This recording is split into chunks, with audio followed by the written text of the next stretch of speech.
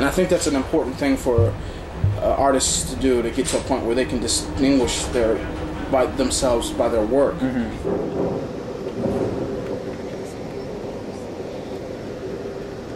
And live like a normal life on top of trying to you know, produce this artwork, which most people don't understand, you know, during the process, and it makes you question. You have to deal with a lot of self-doubt. You have to deal with a lot of questioning yourself and why you do what you do. You know, the main thing that seems like it's a challenge from the first day is to find your voice, is to find your you know, your mark. What distinguishes your work from anybody else, and your work's relationship from the first piece to the next piece. You know, that kind of thing. And all the people that I chose in this project, that was one of the first things I noticed about them, is that they all have their own distinct voice. Well, my name is Brenda Moffat. My name is Mark Perry. Adam Shelton. Say your name again? Cliff Spisak.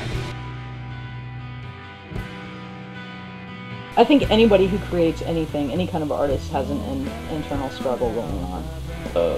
The whole, you know, I quit the basketball team and I stopped hanging out with my friends, you know, and just sort of played guitar. You know, it sort of gave me this sort of nourishment that nothing else would give me, and I knew it was the key to my, you know, whatever you want to call it, salvation, you know.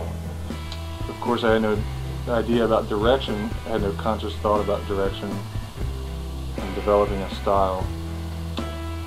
I just looked at it as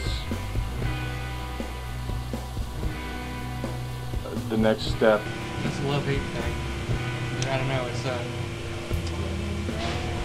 I don't know. It's hard. It seems like it's harder for artists to get appreciated or recognized around here. There's something I noticed a lot about the people the artists that I seem to gravitate to, is that they seem to find their voice really early on in their work.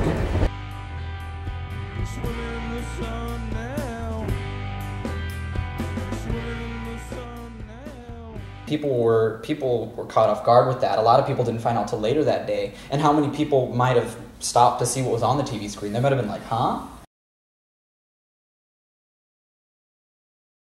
So it's gonna be probably a small number of people who just came in, who happen to be kind of maybe, you know, they weren't in a hurry and they see this on the TV and it just kind of sucked them in. And then my character kind of comes in and realizes that, you know, they're talking about terrorism and saying, you know, da-da-da-da-da, and she realizes that she might be in trouble.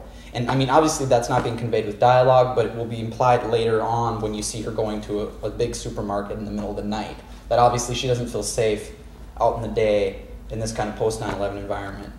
And so I think that's what I want to do, to convey that she realizes that she could be in a compromising situation. Mm-hmm. That these people probably aren't going to attack her. Just like at the supermarket in the second part of the piece, nobody attacks her directly.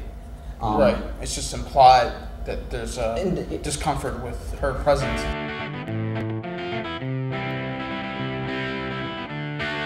That. Right. Okay, so we got the 3 extras here.